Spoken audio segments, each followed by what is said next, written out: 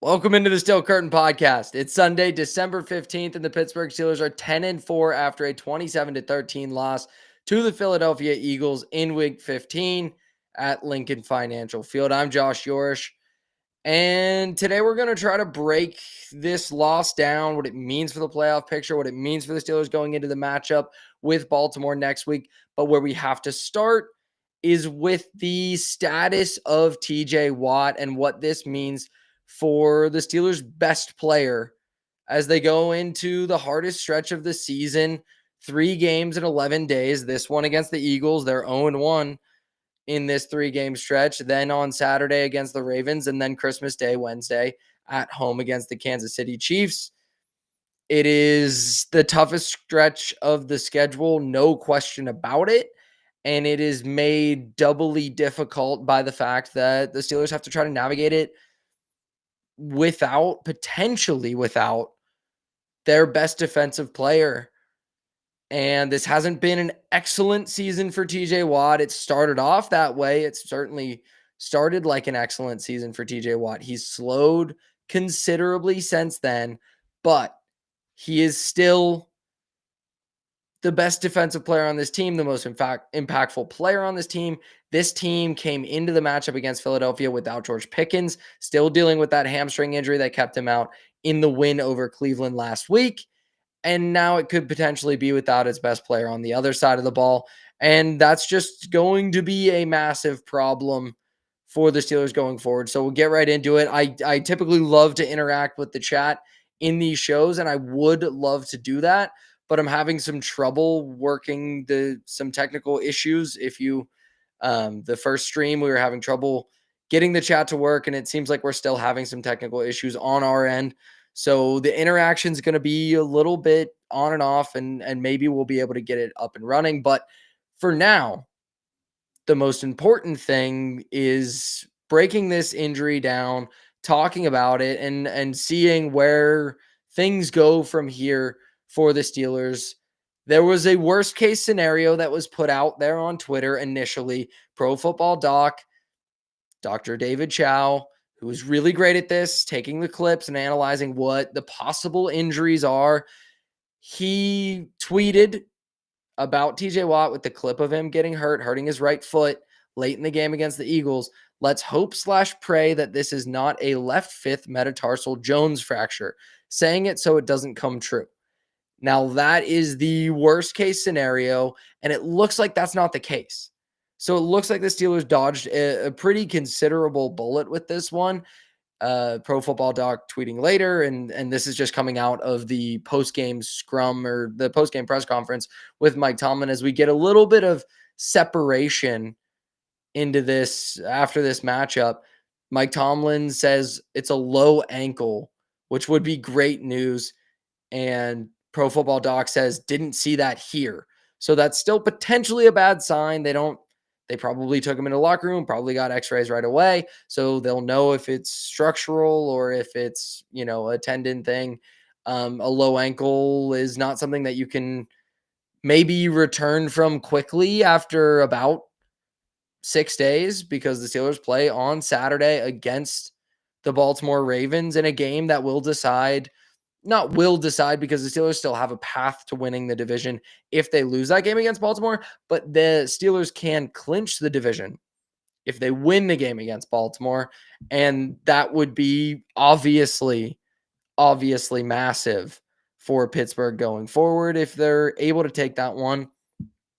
And as we get into breaking down this matchup and, talking about what the Steelers would maybe look like without TJ Watt going forward, and I want to talk ceiling for this team. The first thing that we have to talk about is where things went wrong. And this is a game that the Steelers probably shouldn't have won. This is a really good Philadelphia Eagles team on the other side that is now 12-2 and in the race for the number 1 seed in the NFC. The Steelers now at 10-4, no longer really in the race for the number 1 seed in the AFC, though they were never truly contending with the Bills and the Chiefs up at the top spots. Now it's just a slightly tougher uphill climb, but the division is still well within striking distance. Everything in this season, as it started to shape up and Baltimore continued to slip up, became about winning the division, and that opportunity is absolutely still on the table. So while a loss typically could send me spiraling when it's a team I don't believe in that much, I said last week after the performance against the Browns without George Pickens on offense, I was not going to overreact. I was not going to freak out about this game, and I'm staying true to that. It was ugly on offense, but that's one of the best defenses in the NFL in Philadelphia, and you just caught them.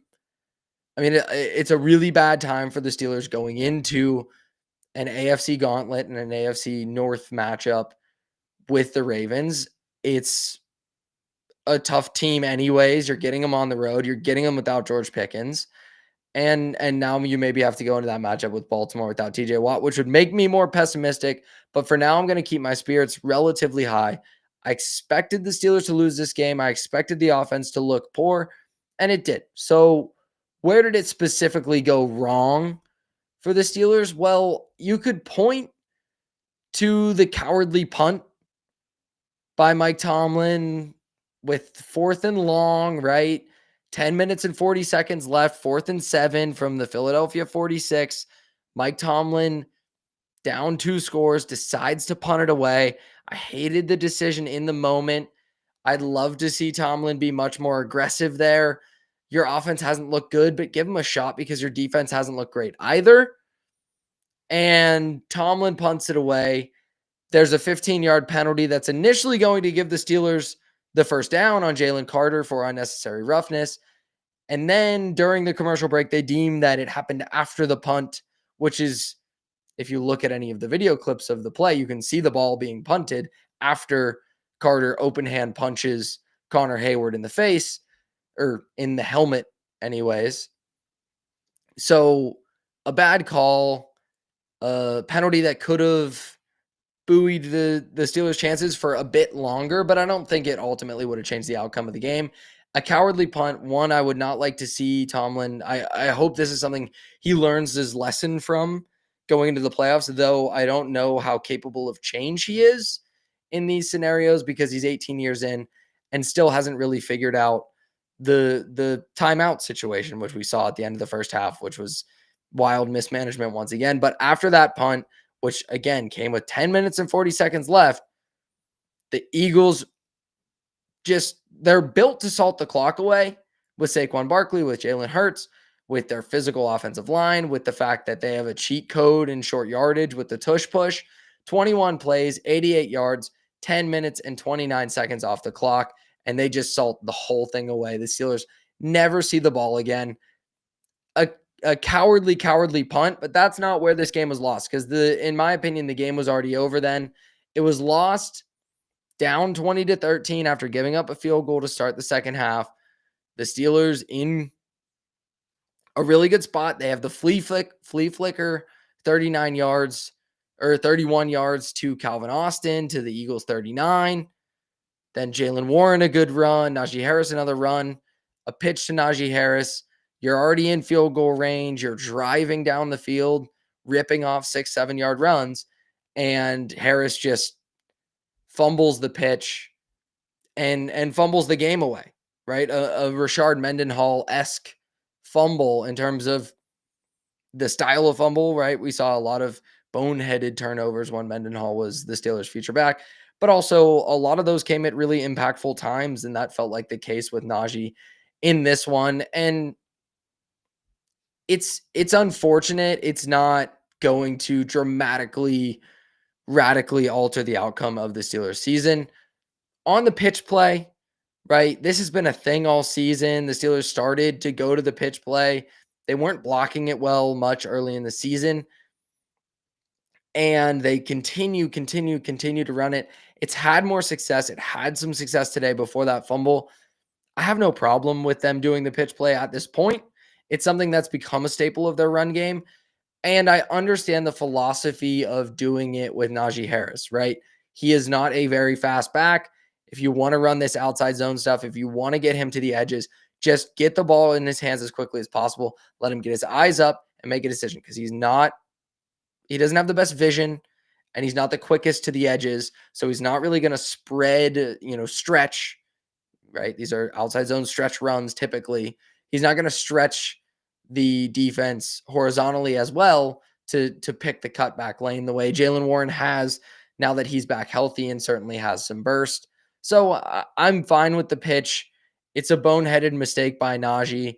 He's had a much better year than I would have expected in this offense, and partially because of the Jaylen Warren injury and after not picking up his fifth-year option.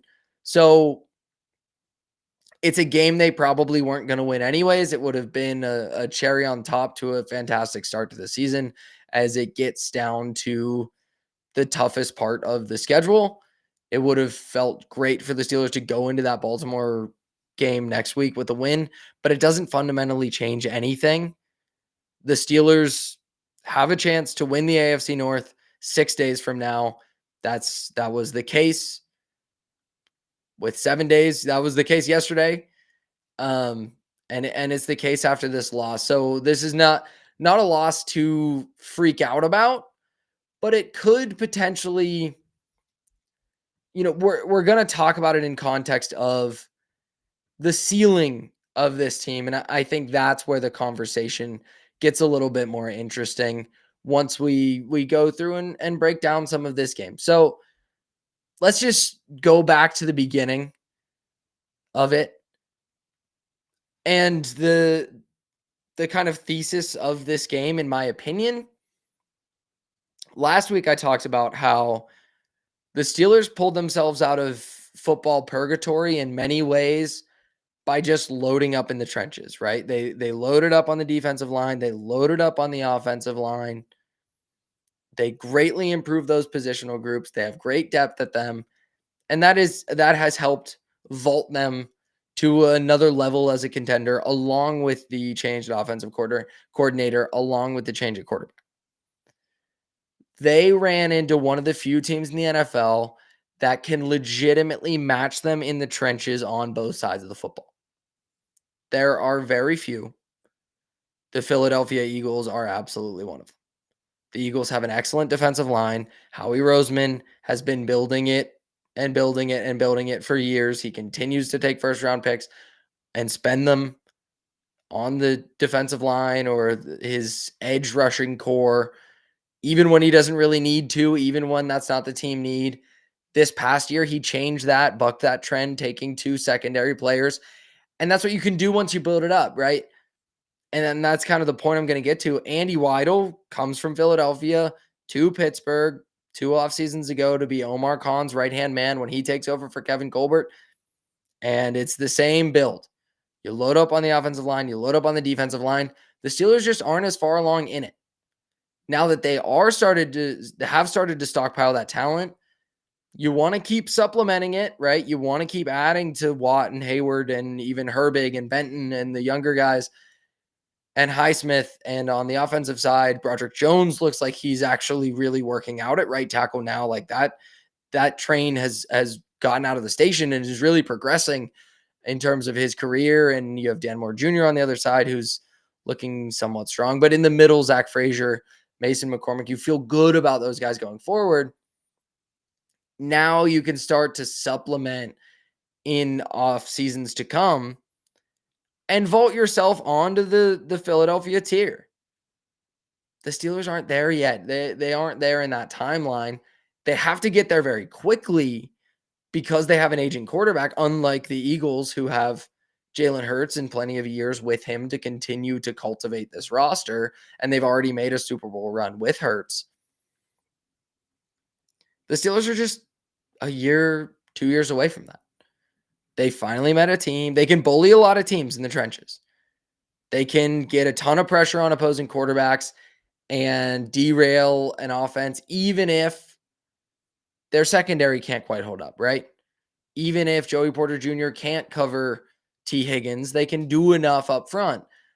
The Steelers couldn't do enough up front to cover up for a defense that was down to Deshaun Elliott, that lost Dante Jackson, is already thin in the secondary and has Joey Porter Jr., who's supposed to be cornerback one, who is cornerback one, but is not a cornerback one. It's kind of the conversation in baseball, right? This guy's your team's ace, but he's not really an ace. And that's sort of the situation with Porter. He is our cornerback one. He is the Steelers cornerback one.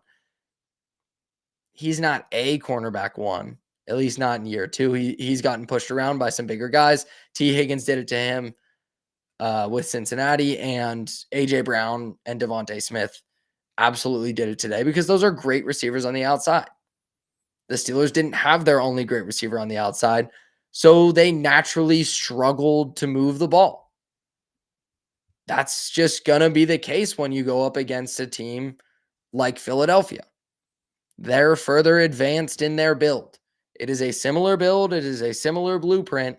They're to the point where they're, they have the hot rod, they have the great engine, they have, reliable wheels, good tires, that they're adding a spoiler on the back, right? They're adding leather interior and a new sound system with Saquon Barkley and drafting Cooper DeJean in the second round to add in your nickel corner position. They can do that because they've built so strongly the way the Steelers are trying to in the trenches. And this was a really tough game.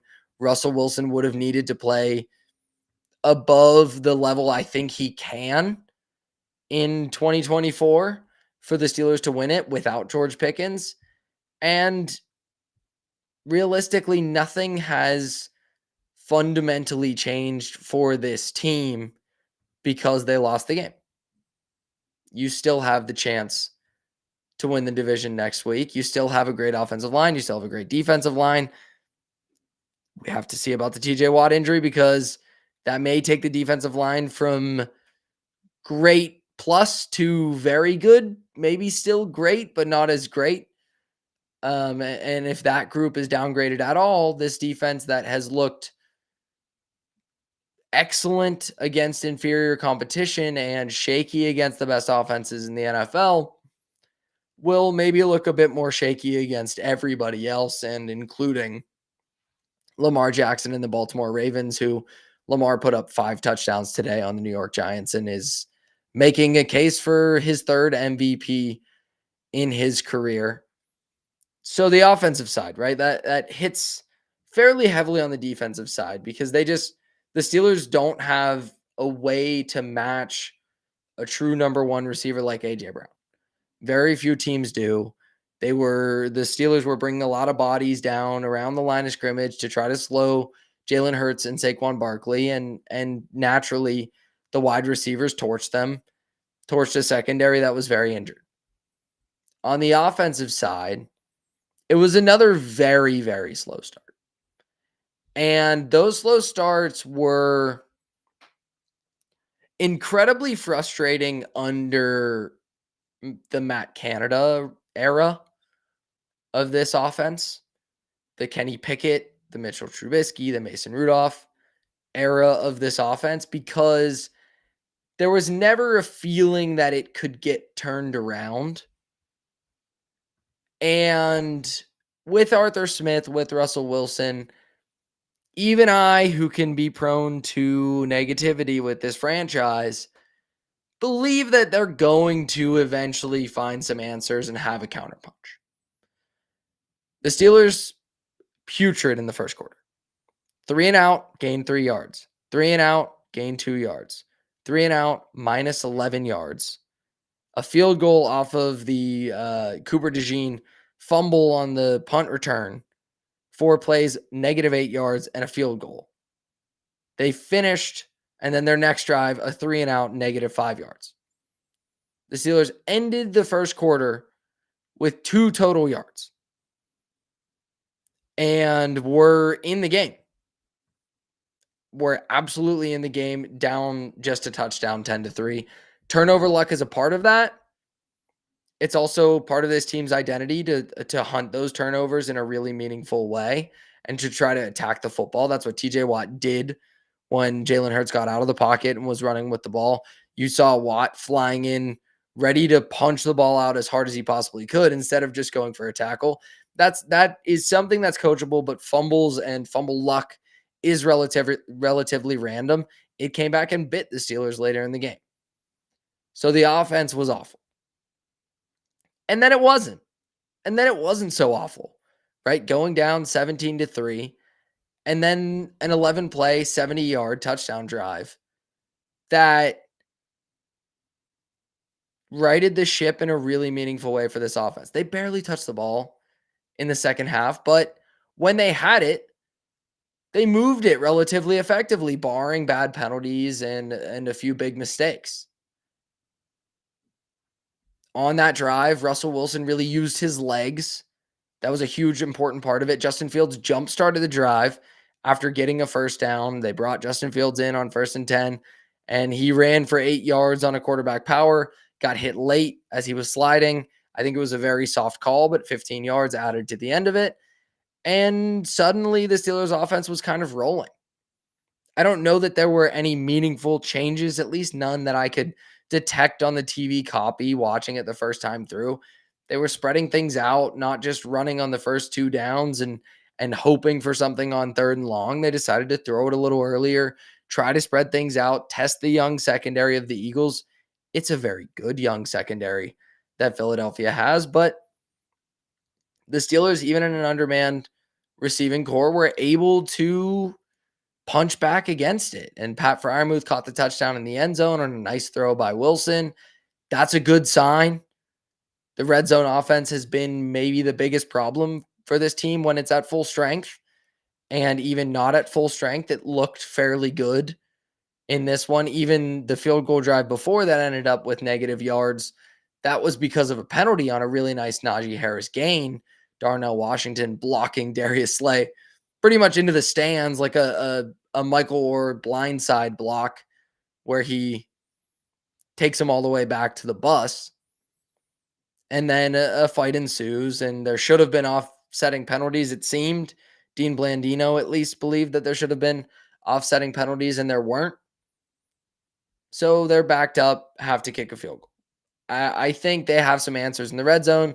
I think they've gotten creative in the run game. That the play that got the Steelers down to the 4-yard line before that penalty was a really cool kind of swing out to Najee Harris after bringing Darnell Washington across the formation on pre-snap motion to get him out as a lead blocker for Najee Harris on kind of that swing pattern and getting it into his hands quickly with a convoy in front of him.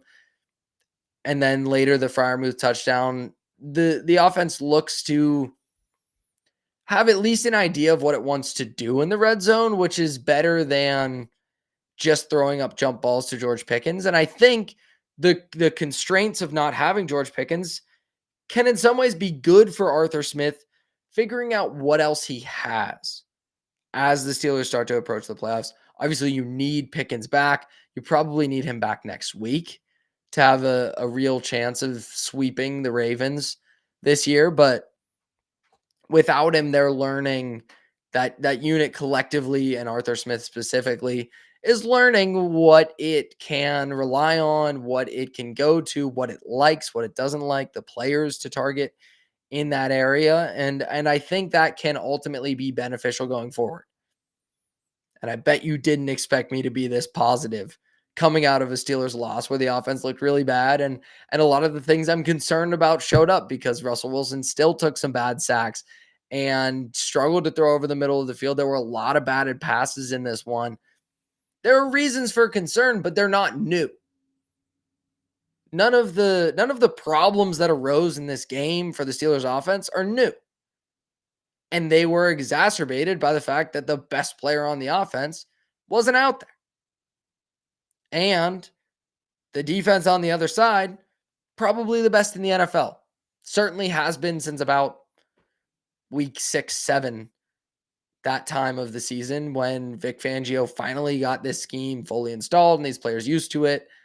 And they've been absolutely rolling and ripping people's heads off. So a relatively functional performance in a game when the Steelers just didn't have the ball. for most of it, there's something to be not excited about, but a silver lining, some positivity to be gleaned from this performance that was a fairly ugly one, with the defense looking a bit hapless against the Eagles. But the Eagles are a really, really, really good football team. And in many ways are the blueprint for the Steelers organizationally going forward. From a team building perspective, because you could argue the Steelers are the ultimate organizational blueprint with their stability. You have the guys in the trenches. Now get some players that are hard as hell to tackle. Because that's what the Eagles have. Even Kenneth Gainwell converted multiple first downs on third down where he caught the ball well short of the sticks and just made guys miss. He had an excellent spin move on Dante Jackson in the first quarter. He split Patrick Queen and James Pierre late in the game. Saquon Barkley is obviously borderline impossible to tackle unless you're Cam Hayward and can stuff him in the middle. A.J. Brown is a monster to tackle, and that's why James Pierre needed to use a hip drop tackle, which was not penalized and has not been penalized all season long. Will probably be seeing a fine for that one, though, I imagine, and hopefully for the Eagles and everyone entering the fantasy playoffs, A.J. Brown is healthy going forward. Even Devontae Smith in a different way, but a nightmare to tackle because of how slippery he is, how adept he is at just finding space against zone coverage. And the Steelers were forced to play a lot of zone because they had no shot against A.J. Brown one-on-one. Very few teams do. And you got to keep your eyes in the backfield because they can option it. They can do a read option with Saquon and Jalen Hurts, and Hurts can pull it, give it to Saquon, or you can pull it and then still throw it to the sideline to Smith or to Brown, or a pop pass for a touchdown to A.J. Brown. They just have so much optionality in this offense. The Steelers won't have that conceptually ever with Russell Wilson at quarterback. He's just not physically capable of that anymore. Justin Fields is, if that is something they want to explore in the not so near future. But getting a bunch of players like Jaylen Warren, like even George Pickens in his unconventional way, who are very difficult to tackle, that's what comes next. That's what this offseason will be about. But it's not even time to fully look ahead to that because the Steelers still have a lot to play for this year and to contend for. And that's why I want to talk about what the ceiling is for this team. And that changes dramatically if TJ Watt is gone for any significant period of time. And that's something that could be possible, right? As I try to scour social media as much as possible for TJ Watt reports, it looks like a low ankle sprain, which is better than a high ankle sprain. That's what Pro Football Talk Mike Florio has out there right now. That's something that he can potentially return from, but maybe won't be full strength. And you don't want an ailing ankle when you're chasing around Lamar Jackson 6 days from now. But regardless, the ceiling for this team, in my opinion, after this performance, it doesn't really change if TJ Watt is healthy. And I'm going to talk about if he isn't, because I do think it's possible he plays down the stretch, but never really gets back to full health, considering this is going to be 3 games in 11 days. With TJ Watt, the Steelers have a defense that can create significant havoc. On a down-to-down basis, and especially against the run, it doesn't feel particularly reliable. Patrick Queen has helped in that department. He made quite a few more great tackles today in the run game. Minkah Fitzpatrick actually had a relatively good game in the run game and made a lot of big tackles. But on a down-to-down basis, I don't trust this defense nearly as much. But the splash plays, the havoc plays are always going to be there at such an elite level and a somewhat reliable level because of the upper echelon talent. The Cam Hayward still playing at all-pro level. TJ Watt playing just sub all-pro, but mostly because Myles Garrett and Micah Parsons and all these other excellent players at edge are probably just going to edge him out, though that's not a certainty. Because of those guys, you can rely on forced fumbles. You can rely on big-time sacks. You can rely on potential tip ball interceptions, though those things are relatively fluid from game to game. With that defense, with a quarterback who hunts the big plays in the passing game, with a run game that feels consistent, that feels like it leans on a lot of defenses, though not the Eagles, because the Steelers just weren't out there very often. In the time of possession battle, they lost that 2-1 in this one.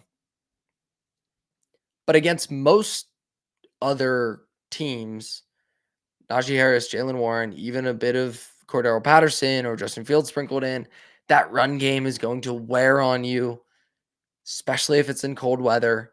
We've seen it happen a couple of times. And then if Wilson's hitting some deep shots, to me, the ceiling of this team at full strength with Pickens back, with TJ Watt back, is an AFC Championship game. I would have a hard time seeing the Steelers out physical, just muscle their way to beating the Bills and Josh Allen. He's playing at a superhuman level, but the Steelers are Lamar Jackson's kryptonite. I'll just concede that point because it's proven out enough times. And the Chiefs, though they keep winning, continue to not look like anything special. So my pick out of the AFC right now would be Buffalo. I feel like it could be the Steelers playing them in the AFC Championship game. I certainly feel like the Steelers can and possibly will. I would borderline say probably will win their first playoff game since 2016, which would be a tremendous monkey off of Mike Tomlin and this organization's back, because that continues to weigh it down, weigh things down, and weigh the positivity down from people like me who continue to mention it because it's a big problem. Without TJ Watt, and this is the worst case scenario for a lot of reasons. Without TJ Watt, I don't think this team has a chance to win a playoff game. We've just seen it year over year over year. When TJ Watt goes down with an injury, everything falls apart. Everything falls apart for the Pittsburgh Steelers. They lose more games, and okay, a lot of those trends are with washed up Ben or with Kenny Pickett or these other quarterbacks, but they're still meaningful and they're so overwhelming in terms of the win and loss record with Watt on and off the field and the impact of the defense.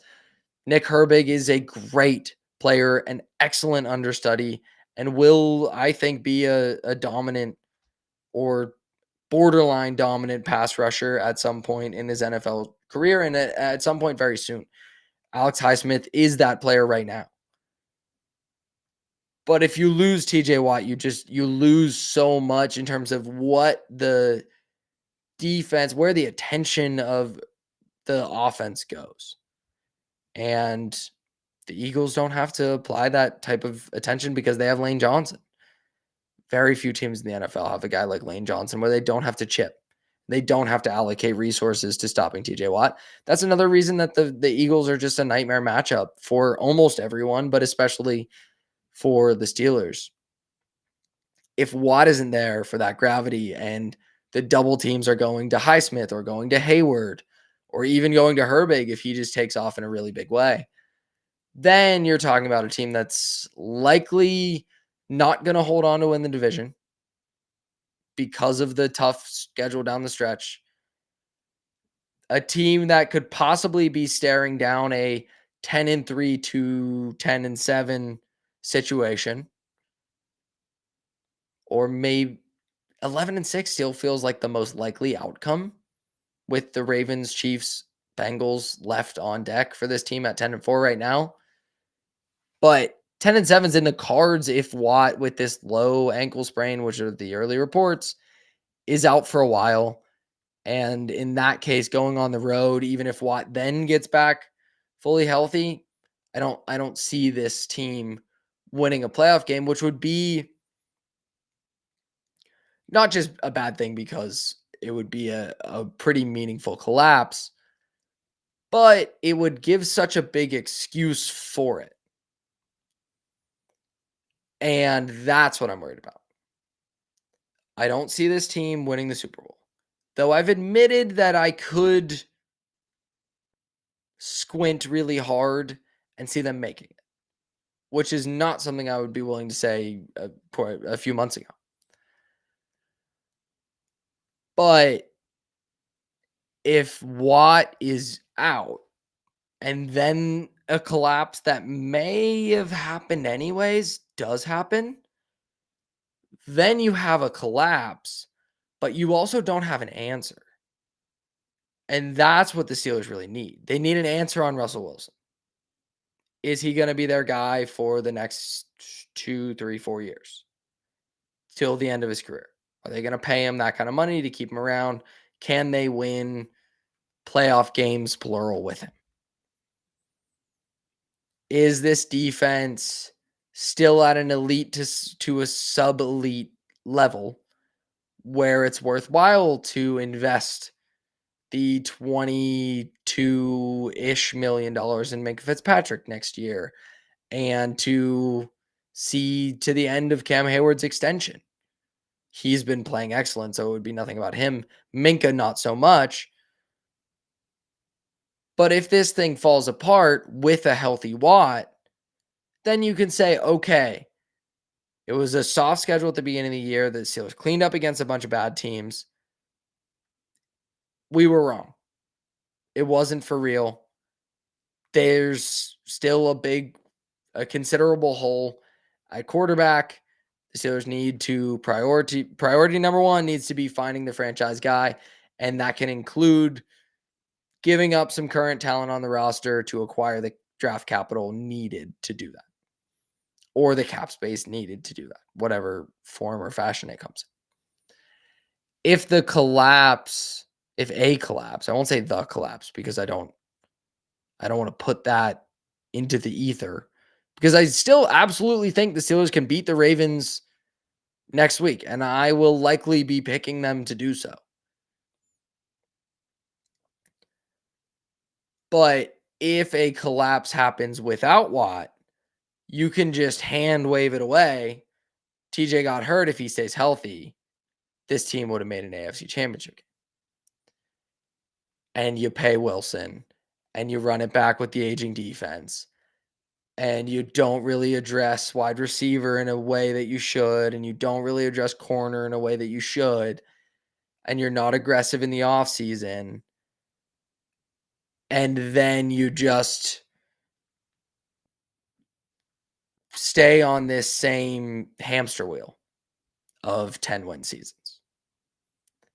I'm not being pessimistic unless the Watt injury happens. Then I have some concerns about a collapse happening, number one, and number two, an excuse being built in for it. And that's my big feeling about the TJ injury. I don't know that it will have as big of an impact to the team on the field as it has in the past, even last season, because TJ Watt appears to be a less impactful down-to-down pass rusher. The splash plays are absolutely still there, but it does not feel like the consistent pressure is in a defensive player of the year type of way. And if the Steelers lose Watt and then lose the final games and whatever playoff game they end up in, then you lose clarity on the direction of the franchise. Arrow up or arrow down. That's the big concern. Best case scenario, this is a low ankle sprain. It is a 5-day injury. He plays in 6 days. He plays well, and the Steelers win the division. That is still absolutely all on the table. And a situation that I would not be surprised by at all. I wouldn't even be surprised if the Steelers lost to the Ravens and then won the next 2 and still found a way to win the division and finish the year with 12 wins. But the worst case scenario is now on the table of a collapse compounded by a lack of clarity. So that's your worst case scenario. Your best case scenario is you control your destiny. Everything is out in front of you. Everything is right there. You beat the Ravens, you win the North. And then go win a home playoff game. Because it'll probably be against a team that you've beaten. Either the Ravens or the Chargers, or a team you've played in the Colts, or a team you've beaten in the Broncos. So there is a lot still out there for the Steelers to feel very good about. And it's just time throughout this week and into next week to monitor the TJ Watt injury situation and go from there, frankly. That's going to do it for this instant reaction pod. It's a lot of fun. It's hard to track these injuries in live, while doing them live and seeing what the reports are as they're trickling out. There are likely some maybe more updated ones and will continue to be more updated ones. If you're listening to this on podcast form by the time you're hearing this, or even if you're hearing this live, maybe there's something else that's come out more recently than Mike Florio's report that it's a low ankle sprain for TJ Watt.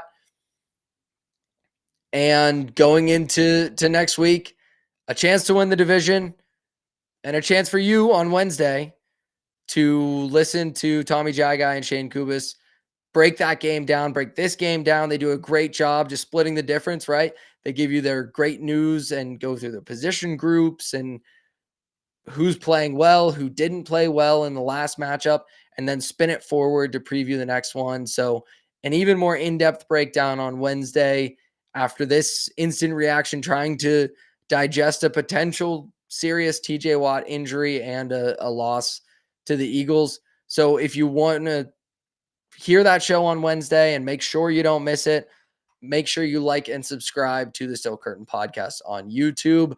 I will be back next week, but not with an instant reaction pod.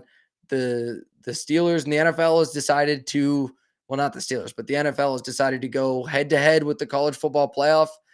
And so I'll be in State College covering Penn State, SMU, and then the Steelers kick off right after that. So no way I'm going to be able to do an instant reaction, but I'll likely have something for you on either Sunday or Monday, a relatively, not instant, but a relatively close reaction to the rivalry game. And then we'll continue to sort things out as we go with the Steelers playing on Christmas Day. Probably not an instant reaction on that one either, but then we'll get back onto it for the end of the season with the Bengals ending the regular season and likely into a long play, hopefully into a long playoff run for the Steelers. So like and subscribe for all of that. I'll talk to you next week. And until then, go Steelers.